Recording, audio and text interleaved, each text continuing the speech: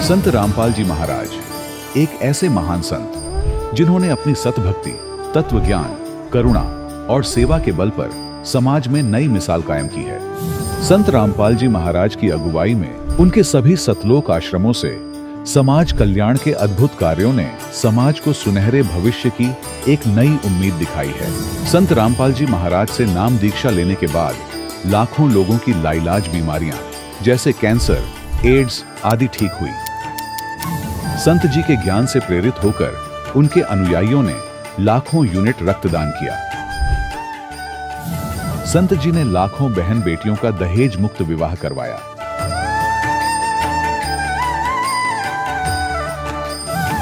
संत जी ने लाखों लोगों का नशा छुड़वाया, करोड़ों उजड़े परिवार बसे। संत जी के आश्रमों में समागम के दौरान निःशुल्क नेत्र चिकित्सा, दंत चिकित्सा प्रदान की जाती है।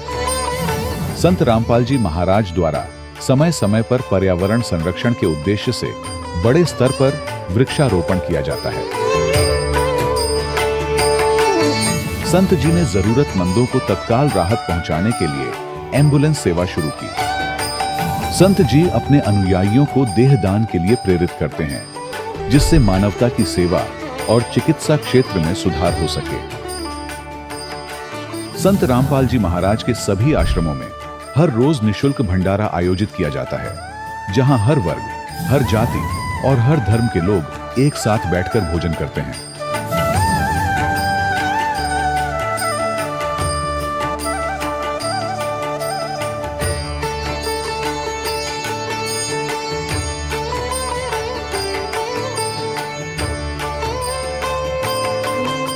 संत रामपाल जी महाराज की अन्नपूर्णा मुहिम ने गरीब और बेसहारा लोगों के जीवन में एक नई ऊर्जा और उम्मीद को जन्म दिया है।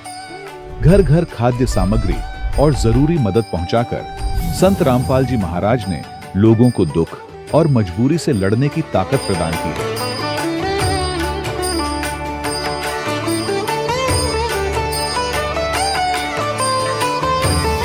संत रामपाल जी महाराज द्वारा गरीब लोगों के लिए घर बनवाने का अद्भुत कार्य एक ऐसी मिसाल कायम कर रहा है जो सदियों सदियों संत जी की उदारता और दया भावना के तौर पर जाना जाएगा।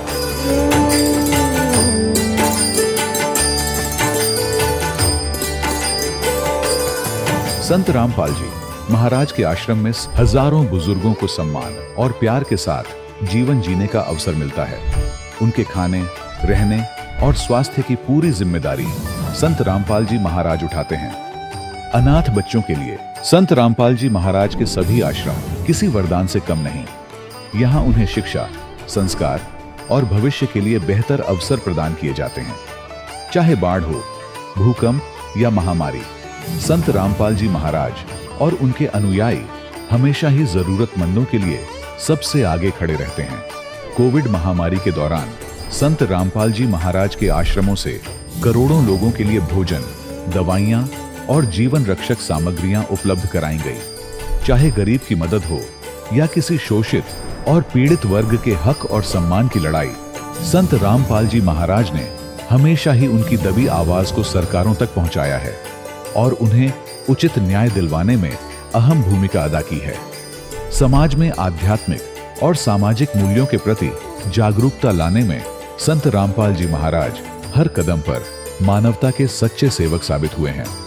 संत रामपाल जी महाराज का जीवन हमें सिखाता है कि सच्ची सेवा वही है जो निस्वार्थ भाव से की जाए। आइए हम भी इस महान सेवा के कार्य में इस महान संत से जुड़ें और संत रामपाल जी महाराज से नाम दीक्षा लेकर अपने जीवन को धन्य बनाएं।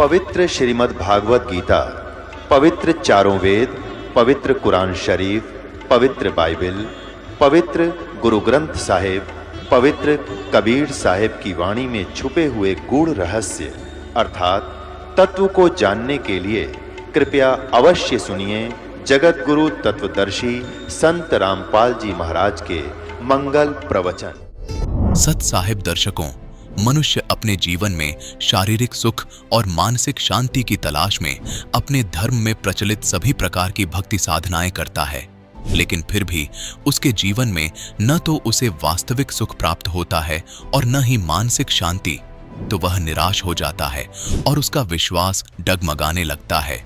दर्शकों, कुछ ऐसी ही कहानी थी महाराष्ट्र के रहने वाले जगदीश सुतार जी की। जगदीश सुतार जी ने अपने जीवन में अनेक प्रकार की भक्ति साधनाएं अपनाई, लेकिन फिर भी इन्हें दुख और प्रेत बाधा जैसी परेशानियों से किसी भी प्रकार की राहत नहीं मिली। लेकिन दर्शकों, आज जगदीश सुतार जी का कहना है कि जब से मुझे संत रामपाल जी महाराज की शरण मिली है, तब से मेरे जीवन के सारे दुख और परेशानियां समाप्त हो गई हैं। दर्शकों, आखिर संत रामपाल जी महाराज ने इन्हें ऐसी कौन सी दिव्य औषधि दे दी जिससे इनके जीवन के सारे दुख और प्रेत बाधा जैसी परेशानियां छूमंतर हो गईं?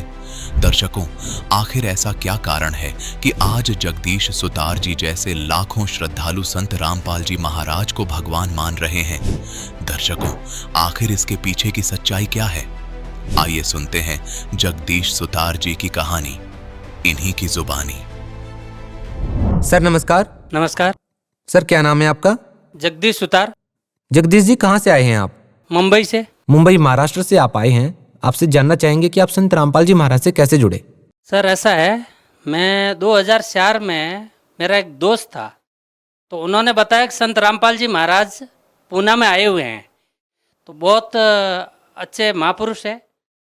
तो मैं बोला आप आ जाओ, एक बार सत्संग सुनो उनका, आपको अगर अच्छा लगे तो फिर आप नाम दीक्षा लेना। तो मेरा क्या हुआ कि बहुत लेट पहुंचा, सत्संग पूरा हो चुका था, तो मैं थोड़ा लेट पहुंचा। तो जब सत्संग पूरा हो गया, मेरे नाम लेने की इच्छा हो गई, क्योंकि गुरुजी से मिलने को गया रामपाल जी महाराज से, तो नाम दीक्षा लेने की इच्छा हो गई। तो मैंने बोल दिया मेरे को नाम तो दे दो। तो बोला पहले किससे जुड़े थे? तो मैं पहले जुड़ा था मैं आसाराम जी बापू से। तो सतगुरु रामपाल जी महाराज ने बताया कि भाई आपको ये नियम फॉलो करना पड़ेगा। तो बोला जी करेंगे। तो मैंने 2004 में सतगुरु रामपाल जी महाराज से नाम तो ले लिया। फिर उसके बाद में सत्संग नहीं सुना था, किसी के कहने से मैंने तो नाम तो ले लिया। फिर नाम लेने के बाद में मैं घर गया, 7-8 दिन सतगुरु रामपाल जी महाराज की जो बताई हुई भक्ति विधि थी उनके अनुसार मैंने भक्ति की। धीरे धीरे जैसे सतगुरु रामपाल जी महाराज ने मेरे को जो भक्ति बताई थी वो भक्ति मैं करता रहा, 7-8 दिन किया और फिर मैंने वो नाम छोड़ दिया। तो भक्ति छोड़ दी, तो छोड़ देने के बाद में फिर से वापस वही जो पहले करता था आसाराम जी बापू वाली भक्ति करना चालू हो गया। तो आसाराम जी बापू वाली भक्ति करते करते मेरे कष्ट वापस जैसे के तैसे चालू हो गए। तो मैं बहुत दुखी होना चालू हो गया। क्या क्या कष्ट आए आपको? मेरे अंदर प्रेत बाधा आ गई, मेरे में प्रेत आ गए, मेरे वाइफ में भी भूत सताने चालू हो गए, मेरे बच्चे में भी प्रेत सताने चालू हो गए, बहुत कष्टों के ऊपर कष्ट आने चालू हो गए। उसके बाद आपके साथ क्या हुआ? आपने संत रामपाल जी महाराज से नाम दीक्षा ली और कुछ दिन करने के बाद आपने वो साधना छोड़ दी और फिर आपने आसाराम बापू जी से नाम दीक्षा ली। उसके बाद आपको फिर से वो प्रॉब्लम आनी शुरू हो गई। जिन भूत प्रेत की बाधाओं से आप पहले ही पीड़ित थे, उसके बाद आप संत रामपाल जी महाराज के शरण में कैसे आए? फिर क्या हुआ कि मैं कति प्रेत बाधा सताने लगी, तो मैं इधर उधर भटकने लगा। सब संतों के पास में कोई मंदिर गया, कभी रामदेवरा गया, कभी ओसियाँ गया। ओसियाँ भी हमारे कुल देवी माता है, वो बोलते हैं कि वहाँ जाने से ठीक हो जाओगे। तो कभी किसी ने बताया कि रामदेवरा की जाके उधर अगर प्रसाद चढ़ा के आ जाओगे तो ठीक हो जाओगे, उधर भी गया। उसके बाद में मैं एक इधर जालोर साइड में एक और स्थान है, वहाँ पे भी एक कोई संती है, उनके पास में भी गया। उनके बताई हुई साधना के अनुसार भी मैंने भक्ति की। फिर भी मैं दिन ब दिन कंडेम होता गया, मेरा मतलब शरीर एकदम सूख गया। मेरी वाइफ का भी शरीर कति कंडम हो गया। मेरे बच्चे के अंदर मतलब ऐसे प्रेत आते थे, मतलब जैसे बिस्तर पे सोया है और सोए सोए को एकदम ऐसे दर्द होता था कि 2-2 फुट ऐसे ऊपर कूदता था। तो हम डॉक्टर के पास में गए, हमारे पास ना और कोई रास्ता भी तो नहीं था। दवाखाने जाते थे, दवाखाने दवा दिला के आते थे, फिर दवा से कुछ फर्क पड़ता ही नहीं था। घर आते ही वही कहानी चालू हो जाती थी। फिर ऐसे भटकते भटकते हमने कम से कम तो 2004 से लगा के 2011 तक बहुत धक्के खाए। मुंबई में मेरा घर था, मेरा मुंबई में घर बिक गया और शरीर से मैं कति कंडम हो गया। मैं बीच में मेरे को प्रेत 2007 में प्रेत सताने चालू हुए, तो मेरे को घर तक जाने के लिए मैं कैसे गया मेरे को खुद को पता भी नहीं है। और मैं जाते जाते एकदम मतलब जैसे शरीर शांत होता वैसा शरीर शांत हो गया। घर वालों ने सोच लिया था कि अभी इनकी अंतिम ये आखिरी सीढ़ी है। सब इधर उधर जा जू के थक चुके थे। फिर हम लोगों ने सोचा कि अभी क्या करें, विचार ही कर रहे थे। 2007 में मेरे को तकलीफ हुई, तो 2007 के बाद में 4-5 साल मैंने भटका इधर उधर सब संतों के पास में। किसी के पास में साधन दिखा नहीं, तो मेरे दोस्त ने बताया कि भाई तुम 2004 में सदगुरु रामपाल जी महाराज से जो नाम लिया था, वो अगर नाम तुम लेता है तो शायद बच सकता है। मेरे बचने की उम्मीद थी नहीं। मेरे दोस्त ने बताया कि तुम जाके अगर नाम ले लेगा तो शायद तेरी जान बच सकती है। तो मैं 2011 में जून में बच्चों की छुट्टियां हो गई थी, मैं घर आया। घर में सब मेरे माता पिता को सबको पूछ लिया कि भाई अभी मैं क्या करूं। मेरे दिन तो अभी पूरे हो चुके हैं, मैं कति कंडम हो चुका हूं। मेरे को अभी जाना है तो कहाँ जाना है, या तो आप रास्ता बता दो। तो बोला वहाँ जाने से क्या ठीक हो जाएगा। तो बोला ठीक नहीं हो जाएगा तो और कोई जगह है तो आप बता दो, मैं वहाँ जाके आ जाता हूँ। तो 3-4 जगह और कहीं बताया तो मैं वहाँ भी जाके आ गया। तो वहाँ जाके आया तो उधर से भी कोई आराम आया नहीं। तो आराम आया नहीं, मैं बोला मैं तो अभी सदगुरु रामपाल जी महाराज जी के ही शरण में जाऊँगा, वही अभी जो करेंगे मेरा वही करेंगे। तो 13 जून 2011 में मैं सदगुरु रामपाल जी महाराज जी के आश्रम में पहुँचा। वहाँ पहुँचने के बाद में मेरे को अंदर आश्रम के अंदर जाते ही मेरे को राहत महसूस हो गई कि मेरे को अभी ये यहाँ कुछ मेरा अपना भगवान है, ऐसा महसूस होना चालू हो गया। तो मैं 13 जून 2011 में मैंने सदगुरु रामपाल जी महाराज से नाम लिया। नाम दीक्षा लेते ही मेरे शरीर के अंदर एकदम मतलब प्रेत जितने भी कष्ट थे एकदम शांत हो गए। सर, हमने हजारों लोगों के इंटरव्यू लिए हैं। आप पहले ऐसे शख्स हैं जिन्होंने संत रामपाल जी महाराज से नाम दीक्षा ली और नाम दीक्षा लेने के बाद छोड़ भी दी। उसके बाद आप हिंदुस्तान के सभी धर्मगुरुओं के पास गए। 7 साल के बाद आप दोबारा से फिर संत रामपाल जी महाराज की शरण में आए अपने सभी कष्टों का निवारण करवाने के लिए। क्या आपको अभी भी लगता है कि किसी और संत के पास जाना पड़ेगा या जा सकते हैं आप? मेरे को आज तो क्या, मेरे जब तक ये शरीर में श्वास रहेगा तब तक भी मेरे को और कहीं अदर जाने की इच्छा भी नहीं होती है। सर, क्या कारण रहा कि आप पहले वो शख्स हैं जिन्होंने संत रामपाल जी महाराज से नाम दीक्षा ली और छोड़ दी, और जिस दूसरे संत की शरण में आप गए, अक्सर हम देखते हैं कि जो दूसरे संतों से नाम दीक्षा लिए हुए होते हैं वो संत रामपाल जी महाराज की शरण में आते हैं, लेकिन आपने संत रामपाल जी महाराज से नाम दीक्षा लेकर के किसी दूसरे संत से नाम दीक्षा ली। लेकिन आप पहले ऐसे शख्स हैं जो संत रामपाल जी महाराज से नाम दीक्षा लेने के बाद दूसरे संतों के पास गए और फिर दोबारा से संत रामपाल जी महाराज की शरण में आकर के नाम दीक्षा ले लेते हैं। आखिर आपको नाम दीक्षा क्यों छोड़नी पड़ी? जी ऐसा है, मैंने जो सदगुरु रामपाल जी महाराज जी का सत्संग नहीं सुना था, मेरे दोस्त ने बताया था कि तुम आ जा और नाम ले ले। सदगुरु रामपाल जी महाराज जी का ये सत्संग और ये गुरु जी का ज्ञान ऐसा है कि जिसको अगर ज्ञान के जरिए अगर कोई परमात्मा सदगुरु रामपाल जी महाराज जी के शरण में अगर पहुंचता है तो वो शख्स जिंदगी में कभी ये सोच नहीं सकता कि मैं सदगुरु रामपाल जी महाराज को छोड़ के अदर कोई संत के पास में जाऊं। ऐसा कभी लाइफ में वो सोच नहीं सकता।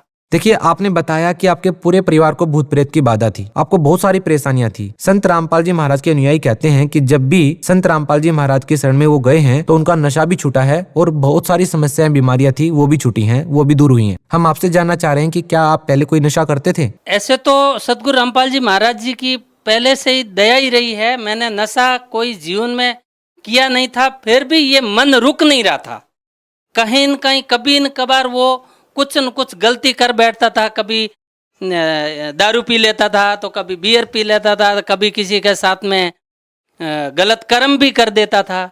लेकिन जिस दिन से परमात्मा 2011 में सदगुरु रामपाल जी महाराज से जुड़ा, उसके बाद में तो परमात्मा ने ऐसी दया बख्शी है कि मेरी मन की इच्छा ही नहीं होती है कि मैं अदर कोई संत के पास में जाऊं या नशे के आसपास पे भी जाऊं। सर धन्यवाद। सत साहेब। दर्शकों, अभी आपने सुने संत रामपाल जी महाराज से दीक्षा प्राप्त करके सुखी हुए भक्त के अनुभव। अब देखिए जगत गुरु तत्वदर्शी संत रामपाल जी महाराज के मंगल प्रवचन। और कह रहे थे राम नाम सत्य है, वो कह रहा था आज भाई ने फुर्सत है, तो दूसरे उसके और व्यक्ति कह रहे थे तू ठीक बोल, के कहें के सोचेंगे ये करके, अगर मैं ठीक का बोल रहा हूं। तो पुण्यात्माओं, तो यहां क्या बता रहे हैं कि संसारी दी गल्ला चिन्ह नहीं बूझे शब्द जो गहरे नु, ये मुर्दों से ती प्रीत लगावे न जाने सतगुरु मेरे। अब मुर्दों से ती प्रीत कैसे लगावे? एक बाबा था, गांव में रहता था, मर गया, उसकी समाधि बना दी, सारा गांव माथा टेके हुआ, वो खाक देगा। अब जैसे कोई वैद्य है, कोई डॉक्टर था और अच्छा जानकार वैद्य था, नाड़ी पकड़ के रोग बता देता था, दवाई जानता था, दे दिया, ठीक हो गया। और अब वो मर गया, मरने के बाद उसकी समाधि बना दी, मूर्ति भी बना लो उसकी, और फिर वहां उससे माथा टेकने जा और दवाई लेने जा, वो खाक दवाई देगा।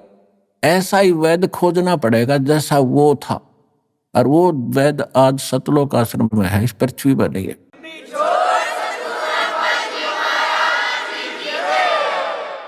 अब क्या बताते हैं? श्वेत छतर सिर मुकुट विराज, देखत ना उस चेहरे नु। श्वेत छतर सिर मुकुट विराज, देखत ना उस चेहरे नु। ये ऊंची थड़ियां खेती बोवे, भूल गए नज डेरे। पहले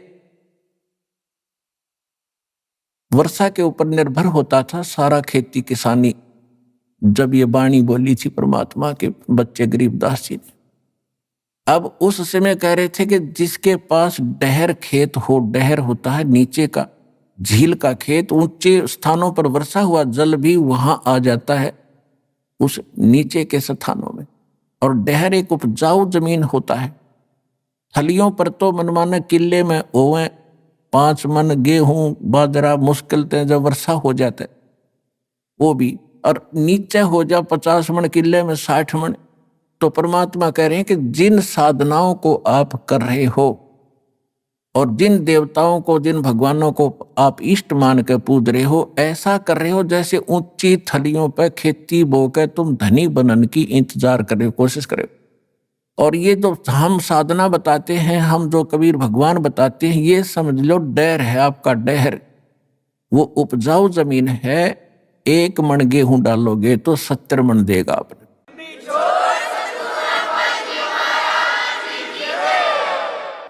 श्वेत छतर सिर मुकुट विराज, देखत ना उस चेहरे नु। ये ऊंची थलियां खेती बोवे, भूल गए नज डेरे नु। ये संसार समझदा नाही, कहंदा श्याम दोपहरे नु। अपना आत्माओं देखो कैसा हमारे साथ बना हुआ है। अब जैसे कोई रिलेटिव है, रिश्तेदार, और कोर्ट में चला गया, कचहरियों में, आगे रिश्तेदार मिल गया, तो हम क्या करते हैं? हेलो, और ठीक हो, हाथ मिलाओगे? हाँ जी ठीक ठाक, सब ठीक है। कचहरियों में ठीक ठाक का कोई से का काम नहीं, दोनों दुखी। कचहरियों में गया आदमी ठीक हो सकता है? क्या सताया हुआ या किसी ने सताया होगा? 100 चिंताएं होती हैं।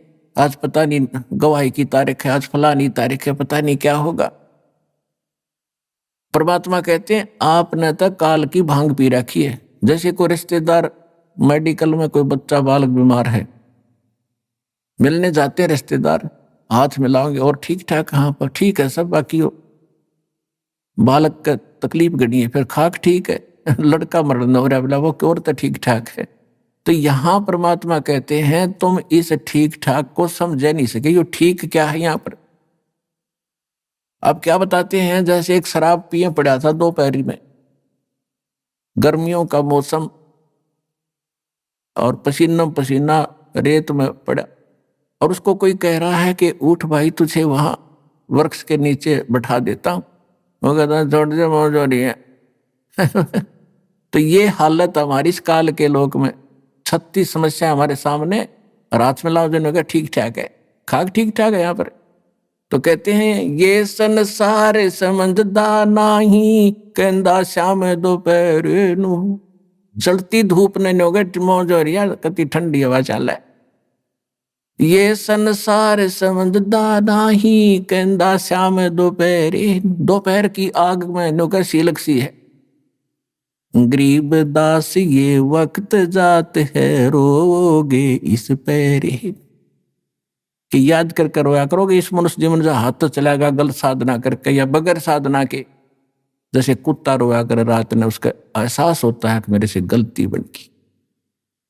मैं तो दे दी है बालम याणे नू, मैं तो दे दी है बालम याणे नू, मैं तो दे दी याणे नू, मैं तो दे दी है बालम याणे नू। गीता और भागवत पढ़े, नहीं बूझे शब्द ठिकाने नू। गीता और भागवत पढ़े, नहीं बूझे शब्द ठिकाने नू। मन मथुरा दिल द्वारका नगरी, क्या फिर बरसाने नू। मैं तो दे दी, मैं तो दे दी है बालम याणे नू। मैं तो जब फुरमान धनी का आवे, को रखे घर जाने नू। जब फुरमान धनी का आवे, कौन रखे घर जाने नू। जा सतगुरु का शरणा लीजे, मेटे जमतल बाणे नू। मैं तो दे दी, मैं तो दे दी है बालम याणे नू। मैं तो दे दी है बालम याणे नू। उत्तर दक्षिण पूरब पश्चिम, फिरदा दाणे दाणे नू। उत्तर दक्षिण पूरब पश्चिम, फिरदा दाणे दाणे नू। सर्व कला सतगुरु साहेब की, हरि आए हरि आणे नू। सर्व कला सतगुरु साहेब की, हरि आए हरि आणे नू। मैं तो दे दी है बालम याणे नू। मैं तो दे दी है बालम याणे नू। जम किंकर का राज कठिन है, ना वो छोड़े राजा राणे नू। जम किंकर का राज कठिन है, नहीं छोड़े राजा राणे नू। या दुनिया दा जीवन झूठा, तुम भूल गए मर जाने नू। या दुनिया दा जीवन झूठा, भूल गए मर जाने नू। मैं तो दे दी याणे नू। मैं तो दे दी है बालम याणे नू।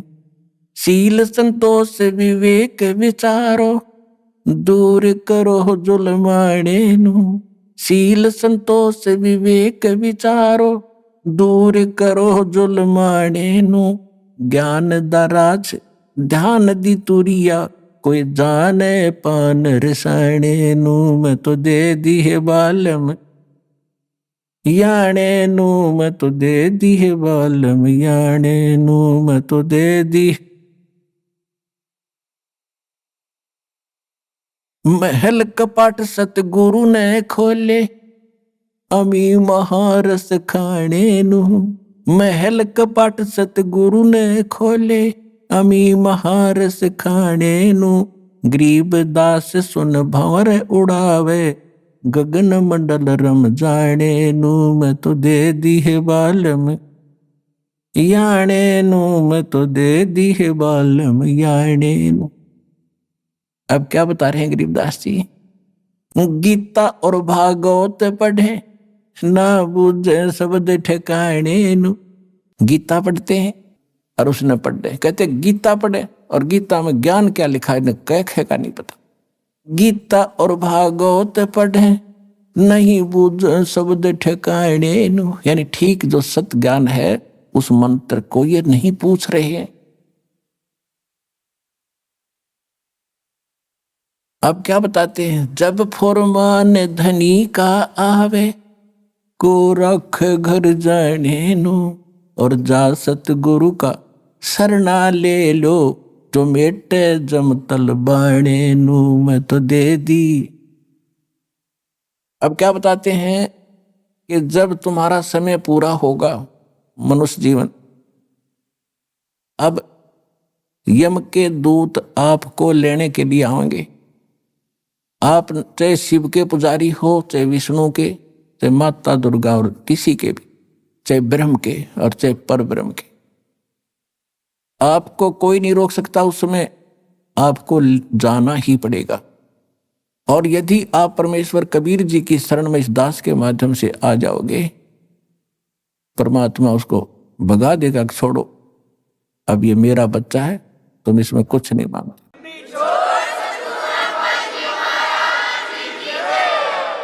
आपने बहुत से भक्तों के अनुभव सुने हैं। जब यम के दूत आते हैं,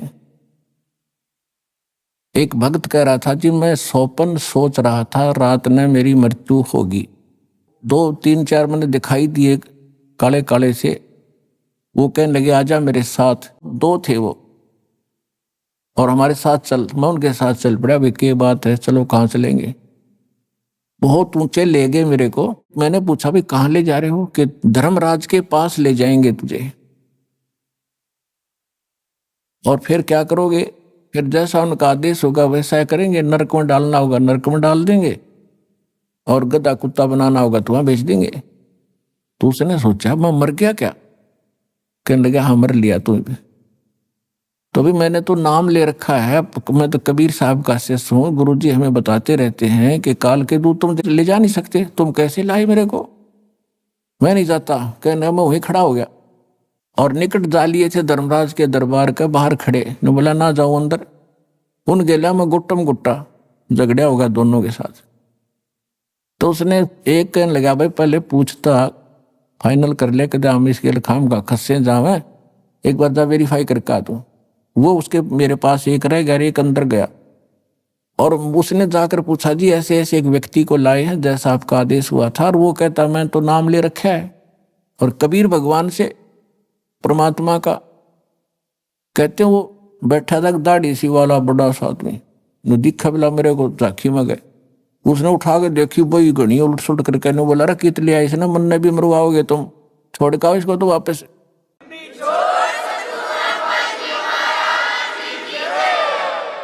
तो वहीं से पटक दिया वापस, इतना ऊंचा पटक दिया बेरहम होने जैसे। और मेरी घी बंदरी वापस आ एकदम उठा। तो काफी देर तक मेरा शरीर शिथिल था, हिल टुल नहीं रहा था, पसीना शरीर मारा। तब यदि ये घटना ना घटती और मैं ठीक ठाक उठ ले जाता तो शायद मैं इसको केवल सौपन मानकर भूल जाता। अब उसके बाद मेरी और ज्यादा लगन बन गई भगवान में। तो यहां गरीबदास जी कहते हैं कि जब फुरमान धनी का आवे को रख घर जाने नो, जा सतगुरु का शरणा लीजे जो मेटे जम तलबाणे नु। जो जम का तलबाना यानी जो आदेश आता उसको कैंसिल कर दे, भाग जाओ, ये मेरा संत मेरा भक्त है, मेरी मर्जी से ये यहाँ से जाएगा। कहते हैं ऐसे सतगुरु की शरणा लो। और वो सतगुरु वो संत उस परमात्मा की कृपा से ये दास रामपाल दास के पास वो मंत्र वो शक्ति है भगवान की दी।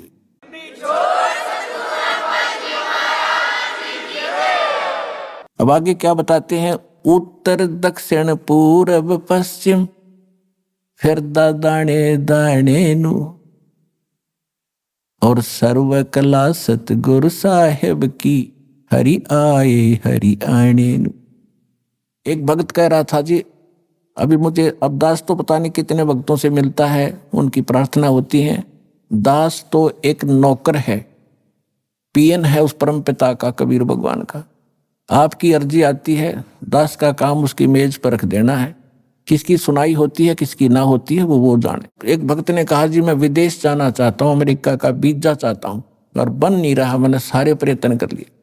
मैंने कहा बेटा विश्वास करेगा तो यहीं तेरा अमेरिका बना देंगे। तो उसका वो काम बना नहीं, इसलिए या जैसा भी वो रह गया, नहीं गया। अब 2 महीने पहले वो कह रहा था जी जो आपने वचन बोले थे आज मेरा यही अमेरिका बन गया, सारे सुख हो गए। और जो प्लाट था एक, वो किसी ने दबा रखा था, वो भी मिल गया, काफी कीमती था। तो यहाँ परमात्मा गरीबदास जी कह रहे हैं पूर्व पश्चिम उत्तर दक्षिण फिरदा दाणे दाणे नु, और सर्व कला सतगुरु साहिब की हरियाई हरियाणे नु। सारे सुख देगा तुम्हें, मोक्ष देगा।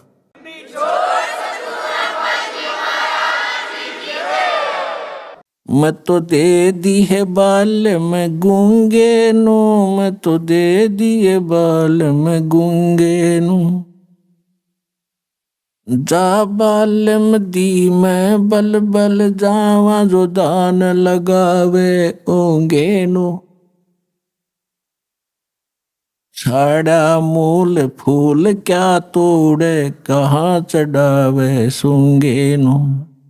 दूध गऊ दा बच्चा पी गया फिर क्या कढ़ावे चूंगे नु।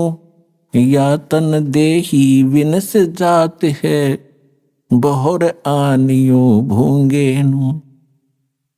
या तन देही हाथ न आवे, कहा करेगा रूंगे नु। नग नारायण भूल रहा है, कहा परखे मोती मूंगे नु। गरीब दास यो शाखा सुख है, बीज न बोया ढूंगे नु। अब ये बिल्कुल हरियाणवी लैंग्वेज में ये शब्द है गरीबदास जी का, कि मैं तो दे दी बालम गूंगे नु। यानी इसको जब सही मतलब की बात होती है तो ये साथ नहीं देता, वो बकवास करें जाएगा, बटपट बोलें जा, और मंत्र करें तो पता नहीं कहाँ कहाँ घूमने लग जाएगा। इस मन के बारे में कहा है। फिर क्या बताते हैं कि जा बालम दी बल बल जावा, जो ध्यान लगावे ऊंगे नु। यानी जब आपका मन इतना सद जाएगा, सीधा हो जाएगा कि संसारिक झंझटों को और अनुपासना को छोड़कर और परमात्मा की तरफ, यानी ऊंगे को, इंगे और ऊंगे, इधर उधर, इधर यहाँ काल के लोक में, अरूंगे ने उधर को सतलोक में। कहते उस मन की मैं बलिहारी जाऊं जो उस परमात्मा की तरफ ऊंगे को ध्यान लगाता है। और गरीब दास यो शाखा सुख है, बीज न बोया ढूंगे नु। ढूंगे माने गहरा बीज ना बोने वाला, यानी ऊपरले मनते जो भक्ति करता है वह कामयाब नहीं होगी जब तक हृदय में कसक बना और सच्चे दिल से भक्ति नहीं करोगे। तो वो जो गहरा बीज बो रहे हैं उनका बीज अच्छा उगता है, और जो ऊपरे डाला वो बीज सूख जाता है, वो नष्ट हो जाता है। तो यहां कहते हैं गरीब दास यूं शाखा सुख है, बीज ना बोया ढूंगे नु। पुण्यात्माओं सौभाग्य आपका कि आपको ये अनमोल वचन सुनने को मिल रहे हैं। कहते हैं समझा है तो सिर धर पाओ, और बहुर नहीं रे ऐसा दाव। सुखदेव ने 84 भुक्ति बना पजावे खरवो, और तेरी क्या बुनियाद प्राणी तो पेंडा पंथ पकड़वो। कहते हैं सुखदेव जैसे ऋषि ने साधनाएं भी की फिर भी यहीं भटकते रहे, और तेरी क्या बुनियाद प्राणी, छोटी मोटी साधना अनुपासना करके आप मोक्ष चाहते हो तो पेंडा पंथ पकड़वो। कौन सा पंथ, कौन सा मार्ग? जो सतगुरु ज्ञान देता है उसको ग्रहण करो। अपने आत्माओं, एक परमात्मा की महिमा को समझने के लिए आपको थोड़ा सा समय की आवश्यकता पड़ेगी, क्योंकि जब तक हम समय नहीं निकालेंगे तो कुछ भी काम नहीं कर सकते। आप बच्चों को शिक्षा के लिए भेजते हो, 15, 20, 22 वर्ष तक बच्चे को फ्री छोड़ देते हो, बेटा या बेटी, और पैसा भी लगाते हो। किस लिए? क्योंकि आप परिचित हो इस बात से कि लड़का लड़की शिक्षित हो गया तो इसका रोजी रोटी ठीक मिल जाएगी, अच्छी बात है।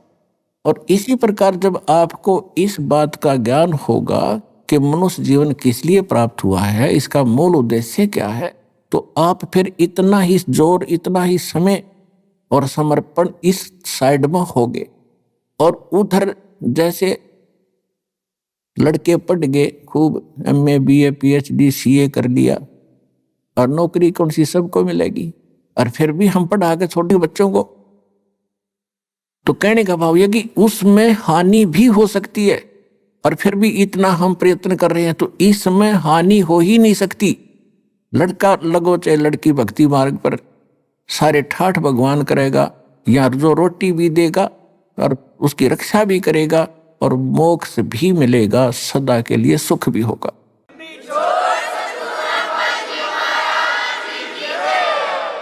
अब जैसे ये दास देख रहा है, छोटे छोटे बच्चों को लेकर के माताएं यहाँ पर पहुंच रही हैं इतनी गर्मी और सर्दी के अंदर, और कितनी कितनी दूर से आते हैं।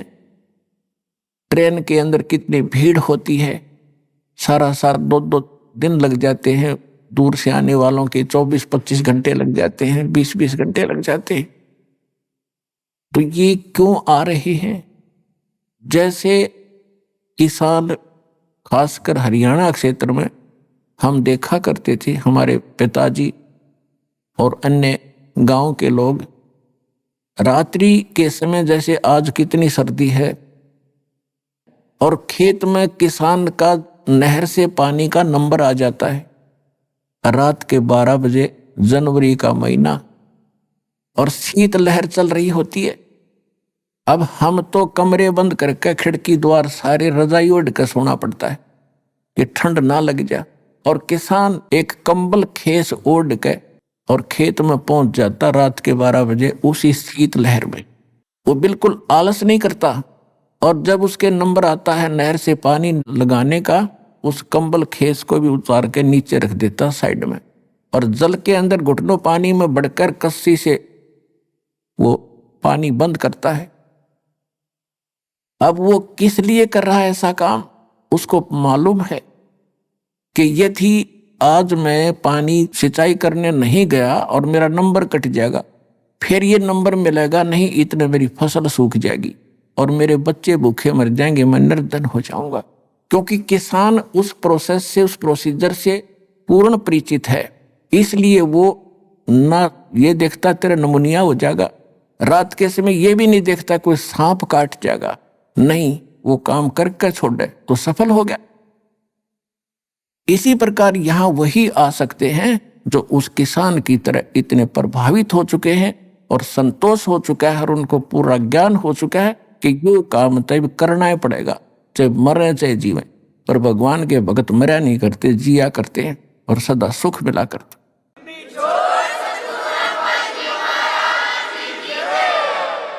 इसलिए कहा है कि संसार समझदाना ही कहता श्याम दोपहरे नू, गरीबदास ये वक्त जाते रोगे इस पैरे। समझा है तो सिर धर पाओ और बहोर नहीं रह सकता।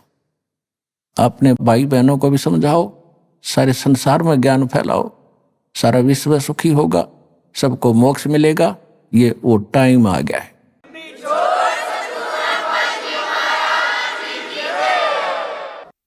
परमपिता परमात्मा पूर्ण ब्रह्म सारी सृष्टि के रचनहार कबीर देव जी, कबीर साहिब जी की असीम कृपा से आप सभी पुण्यात्माएं सत्संग सुनने के लिए उपस्थित हुए हैं।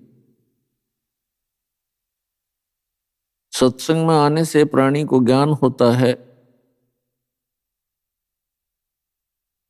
कि मानव शरीर परमात्मा ने इस प्राणी को किस लिए प्रदान किया है। जब तक हम सत्संग में नहीं आते तो हम जो कर्म, जो क्रियाएं हम कर रहे होते हैं उनको अंतिम मानकर ही हम करते रहते हैं। जब हम सत्संग सुनते हैं तो उस समय हमें अपने अस्तित्व का ज्ञान होता है, मनुष्य जीवन के उद्देश्य का ज्ञान होता है। उससे पहले जो क्रियाएं हम कर रहे होते हैं वो ऐसी ही क्रियाएं होती हैं जो अन्य प्राणी भी करते हैं। जो पशु पक्षी अन्य जलचर वो भी यही क्रियाएं करते हैं। संतानों उत्पत्ति, उनकी परवरिश, उनके अंदर मोह ममता और सारा जीवन उसी क्रिया में अपना वो व्यतीत कर जाते हैं। मानव भी यही क्रियाओं को करके अपना जीवन व्यतीत कर जाता है। सत्संग में आने से पता चलता है कि परमात्मा ने ये दया इस प्राणी पर मनुष्य शरीर की किस लिए बख्शी है और सत्संग उसे कहते हैं जिसमें यथार्थ ज्ञान हो। यथार्थ ज्ञान का हम कैसे निर्णय करें वो यथार्थ है या गलत है, व्यर्थ है, उसके लिए कोई आधार बनाना पड़ता है। आज तक जितने भी धर्म बने हैं उनका कोई ना कोई सद्ग्रंथ है और कुछ वर्तमान के अंदर काल प्रेरणा से दिग्भ्रष्ट संत बन गए हैं। वो क्या कहते हैं कि जो संत बोल देते हैं, जो संत ज्ञान देते हैं वही सच्चा होता है। वो साथ में ये भी कहते हैं कि जैसे वेद भी, गीता भी, पुराण भी, कुरान और बाइबल भी, ये भी किसी ने बोले हैं। और इसी प्रकार हमारे गुरुजी ने जो ज्ञान दिया है तो वो भी तो संत हैं। तो पुण्यात्माओं, ये भूल सत्संग से मिटती है कि जो सद्ग्रंथ हम मानते हैं वो किसी व्यक्ति विशेष के बोले हुए नहीं है। जैसे वेदों और गीता और पुराणों को हम अज्ञानतावश ये मानते हैं कि वेद व्यास जी ने बोले और लिखे हैं। लिखे तो वेद व्यास जी ने हैं, लेकिन उनके बोलने वाली अन्य शक्ति है। जैसे पवित्र चारों वेद और पवित्र श्रीमद् भगवत गीता, ये परमात्मा का दिया हुआ ज्ञान है, किसी व्यक्ति विशेष का बोला हुआ नहीं है। अभी आपने सुने संत रामपाल जी महाराज के मंगल प्रवचन। आइए अब सुनते हैं संत रामपाल जी महाराज से नाम दीक्षा लेकर सतभक्ति करके अद्भुत लाभ प्राप्त करने वाले अनुयायी के विचार। दर्शकों, जीवन में सच्ची आत्मिक शांति और आध्यात्मिक लाभ की प्राप्ति केवल एक पूर्ण गुरु के मार्गदर्शन से ही संभव है। परंतु बहुत सारे साधक इस खोज में शास्त्र विरुद्ध साधनाओं और नकली धर्म गुरुओं के जाल में फंस जाते हैं, जिससे उनका कीमती जीवन व्यर्थ चला जाता है। ऐसी ही एक सच्ची कहानी है खंडवा मध्य प्रदेश के सुनील कुमार जी की, जिन्होंने पहले देवी देवताओं की पूजा की और फिर राधा स्वामी पंथ में 7 वर्षों तक भक्ति की, लेकिन फिर भी मन को सच्ची शांति नहीं मिली। एक दिन उनके जीवन का सबसे महत्वपूर्ण क्षण आया जब उन्हें संत रामपाल जी महाराज के रूप में पूर्ण गुरु की प्राप्ति हुई। नाम दीक्षा लेने के बाद उनका जीवन कैसे बदल गया, कैसे संत रामपाल जी महाराज के आशीर्वाद से उनके जीवन की कई समस्याएं समाप्त हुईं। आइए सुनते हैं सुनील कुमार जी के इस अद्भुत आध्यात्मिक सफर की कहानी, उनकी अपनी जुबानी। नमस्कार सर। नमस्ते सर। सर क्या नाम है आपका? सुनील दास है दास का नाम। सुनील दास जी, आप कहाँ के रहने वाले हैं? हम मध्य प्रदेश के खंडवा जिले से रहने वाले हैं सर। सर संत रामपाल जी महाराज से नाम दीक्षा आपने कब ली? सर 6/7/2013 में संत रामपाल जी महाराज की शरण में गए हैं सर। सर संत रामपाल जी महाराज से नाम दीक्षा लेने से पहले क्या आप कोई भक्ति साधना भी करते थे? जी सर, भक्ति साधना तो वही करते थे जो परंपराएं के परिवार में चला करती, लेकिन उनसे हमें कोई लाभ नहीं मिला सर। उसके बाद सर हमारे गांव में एक सत्संगी राधा स्वामी जी के भगत जी थे, तो उनके यहाँ सत्संग चल रहा था, तो हम अपने खेती के कार्य से उनके घर पर चले गए। तो वहाँ पर एक भजन उन्होंने गाया कि चेतो मेरे प्यारे तेरे भले की कहूँ, और गुरु तो पूरा ढूंढ तेरे भले की कहूँ। तो हमने सोचा सर हमारे बारे में कोई कह रहा है कि भाई चेत, जब भाई तुम्हारे मैं भले की बोल रहा हूँ, तो हमें वो ज्ञान बहुत अच्छा लगा सर।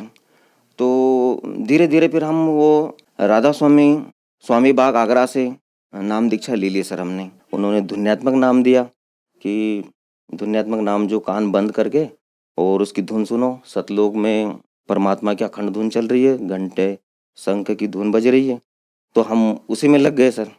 तो वो भक्ति हमने थोड़े दिन की, तो हम थोड़े दिन तक हमें अच्छा लगा, लेकिन धीरे धीरे जैसे हम भक्ति करने लगे ज़्यादा, तो हमें कुछ मतलब उसमें आनंद नहीं आ रहा है। मतलब साधना करते करते हम थोड़े डिस्टर्ब होने लग गए। राधा स्वामी में ज्ञान ये भी हमने सुना है कि वक्त के गुरु से ही हमारा मोक्ष होगा, क्योंकि वक्त गुरु की बड़ी महिमा गाई गई है कि वक्त के गुरु से ही हमें मोक्ष मिलेगा।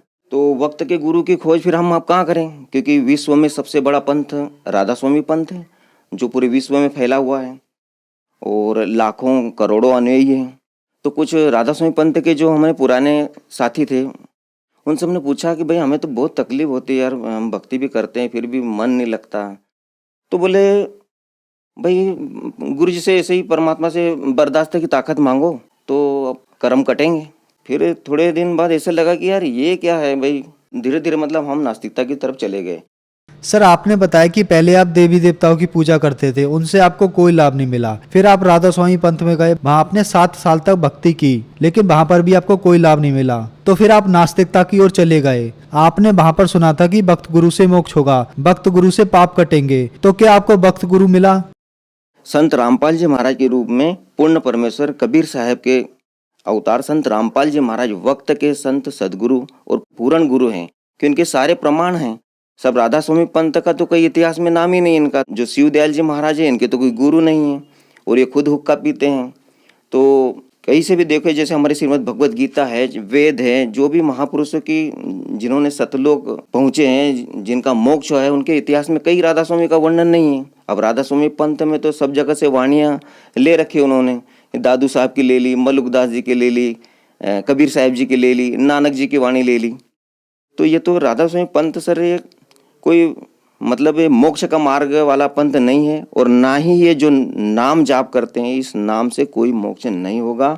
राधा स्वामी पंथ में एक भगत जी थे, मतलब उनके शिष्य थे, वो बहुत भक्ति करते थे, 2-2, 3-3 घंटे भक्ति करते थे। उनका नाम लक्ष्मी नारायण दास है। उनके कोई रिश्तेदार थे, तो उन्होंने बताया यार भैया वो राधा स्वामी पंथ में वो अपने जो लक्ष्मी नारायण जी हैं, उन्होंने और गुरु बदल लिए।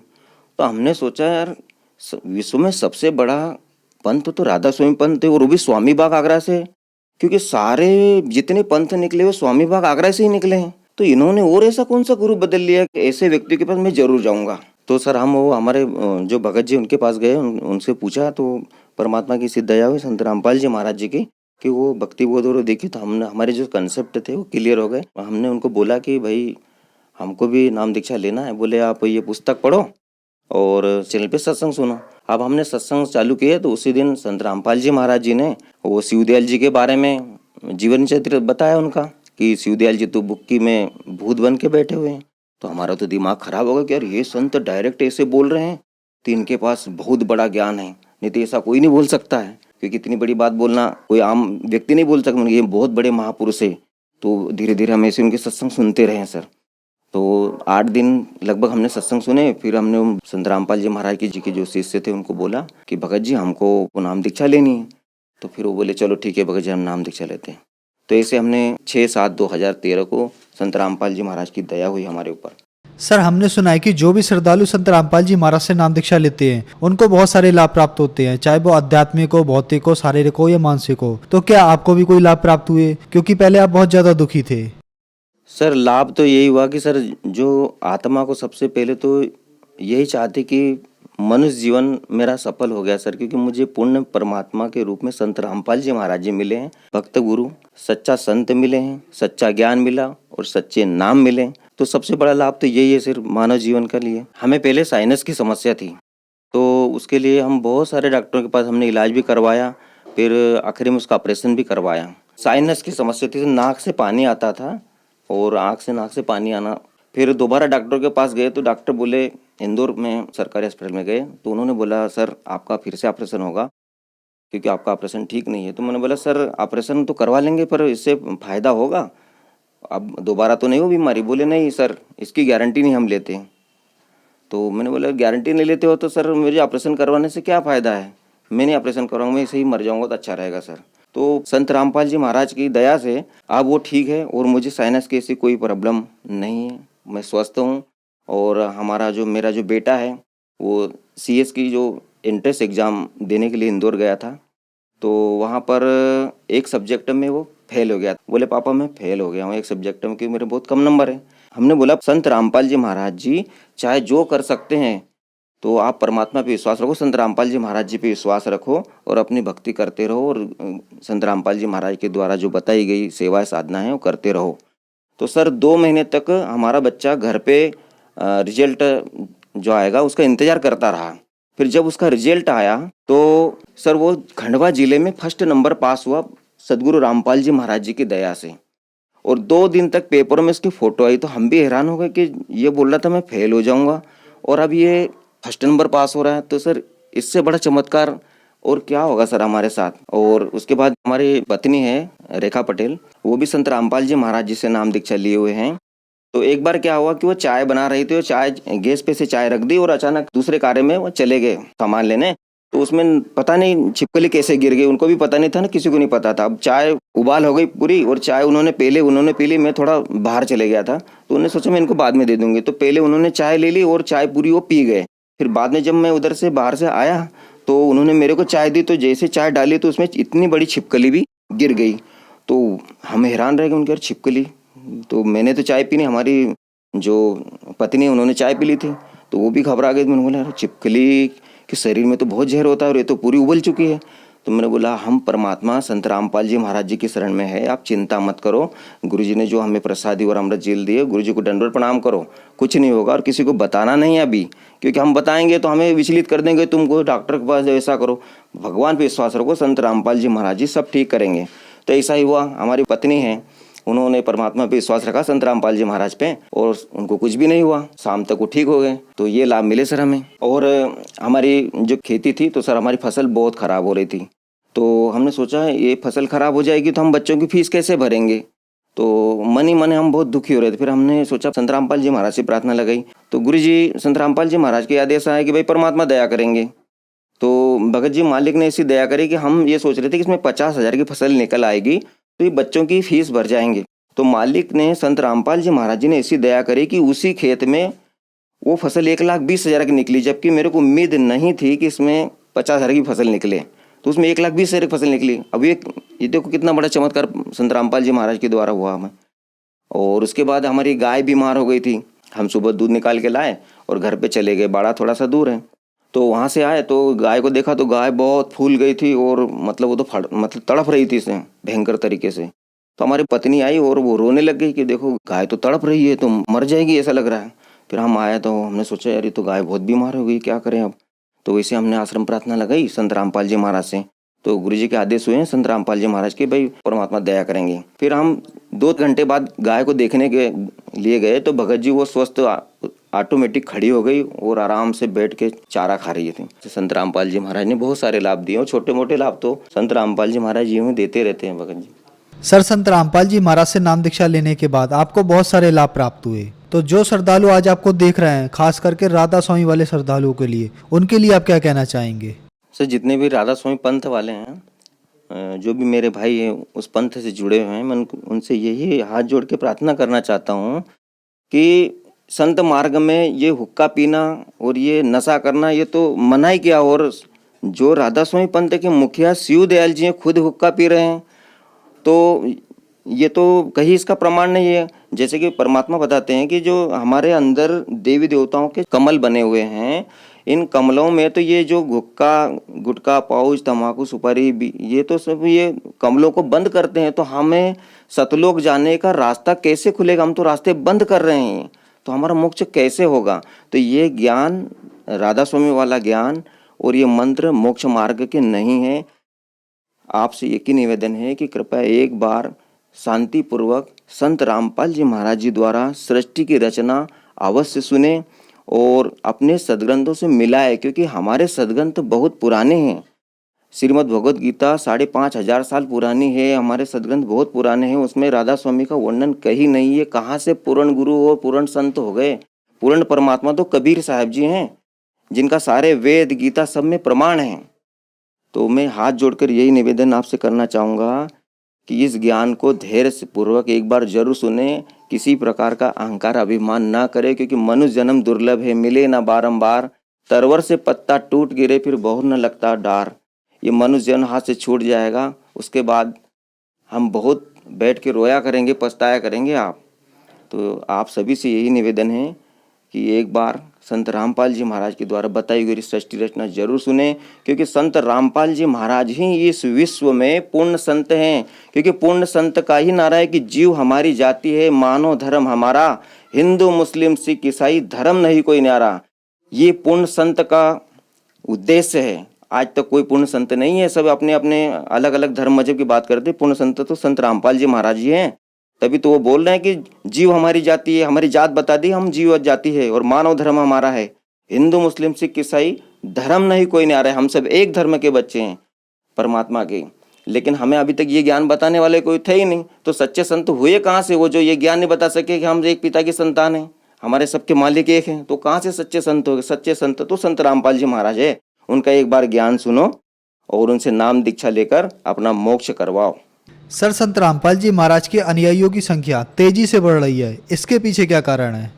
सर, आज देखो पढ़ा लिखा समाज है और कोई अंधविश्वास वाला काम नहीं है। सर, हम आज शिक्षित हैं तो हम अपने सदग्रंथों को देख सकते हैं। संत रामपाल जी महाराज प्रतिदिन बहुत सारे चैनलों पे दिखा रहे हैं कि भाई गीता में ये लिखा है, वेदों में ये लिखा है, इसमें ये लिखा है, महापुरुषों ने ये मंत्र जाप किए हैं, इनसे इनका मोक्ष हुआ है।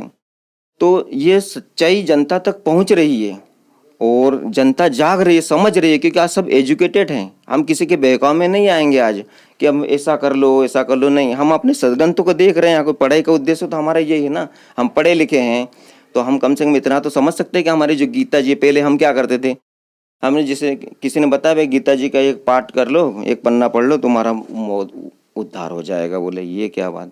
अरे परमात्मा बताते हैं गीता जी जो बता रहे वैसी साधना हम करेंगे तो हमारा मोक्ष होगा। और गीता जी में बताया है कि अर्जुन तो सर्वभाव से परमेश्वर की शरण में जा, जिसकी कृपा से तो परम शांति और परम धाम को प्राप्त होगा। और जहाँ जाने के बाद साधक कभी जन्म मृत्यु में नहीं आते।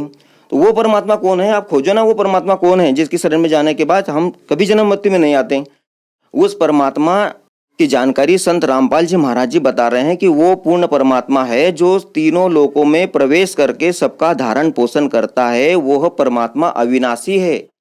उसकी जानकारी सिर्फ तत्वदर्शी संत बताते हैं। जैसे गीता अध्याय 15 के श्लोक नंबर 1 से 4 तक बताई गई है, वो ज्ञान सिर्फ और सिर्फ पूरे विश्व में संत रामपाल जी महाराज जी के पास है, जिन्होंने अपने सदग्रंथों को हम मानव समाज को बहुत प्रेम से और बहुत अच्छे से समझा रहे हैं। आप एक बार उनका सत्संग जरूर सुने। सर, संत रामपाल जी महाराज से नाम दीक्षा कैसे ली जा सकती है? सर, संत रामपाल जी महाराज जी से नाम दीक्षा लेने के लिए आज तो संत रामपाल जी महाराज ने ऐसी दया कर दी है कि जगह जगह हर जिले में नामदान सेंटर खोल रखे हैं। आप जहां पर भी हो तो जो टीवी चैनल पे नीचे पीली पट्टी पे नंबर चलते हैं, उन नंबरों पर आप फ़ोन लगाकर आप संपर्क कर सकते हो कि आपके नज़दीकी जिले में कहाँ पर नामदान सेंटर है, वहाँ पर आपको निःशुल्क नाम दीक्षा प्राप्त होगी संत रामपाल जी महाराज द्वारा। धन्यवाद सर। धन्यवाद सर।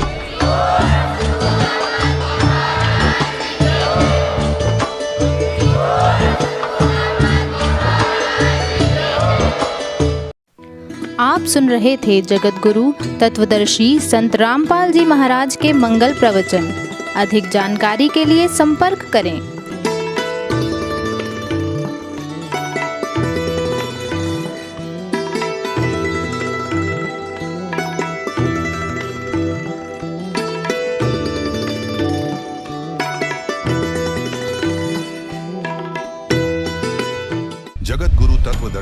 संत रामपाल जी महाराज जी के पावन सानिध्य में भक्ति की अलख जगाने तथा श्रद्धालुओं को सत्य भक्ति मार्ग का रास्ता दिखाने हेतु कनाडा के लोकप्रिय channel the TV NRI channel पर जगत गुरु तत्वदर्शी संत रामपाल जी महाराज जी के मंगल प्रवचनों का प्रसारण प्रतिदिन सुबह 7:30 बजे से 8:30 बजे तक तथा रात्रि 7:30 बजे से 8:30 बजे तक किया जा रहा है। इस सत्य भक्ति मार्ग को अपनाने के लिए अधिक से अधिक सत्संग प्रसारण देखें। इस सत्संग प्रवचन का सीधा प्रसारण संत रामपाल जी महाराज लाइव सत्संग यूट्यूब चैनल और जगत गुरु संत रामपाल जी महाराज फेसबुक पेज पर भी देख सकते हैं।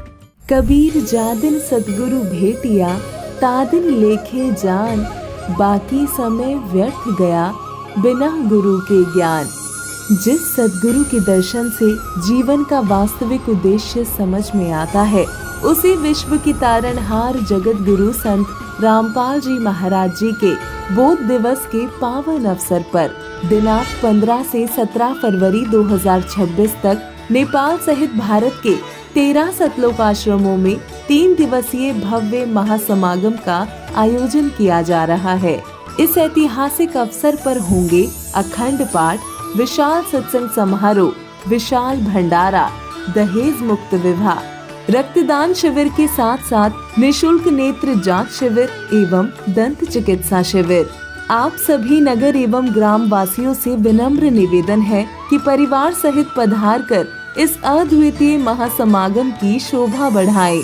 इस कार्यक्रम का सीधा प्रसारण सतलोक आश्रम श्री धनाना धाम से 17 फरवरी 2026 को सुबह 9:30 बजे से श्रद्धा टीवी चैनल और संत रामपाल जी महाराज यूट्यूब चैनल तथा संत रामपाल जी महाराज फेसबुक पेज पर भी किया जाएगा। आइए हम सब मिलकर पूर्ण संत के सानिध्य में अपने जीवन को सार्थक बनाएं।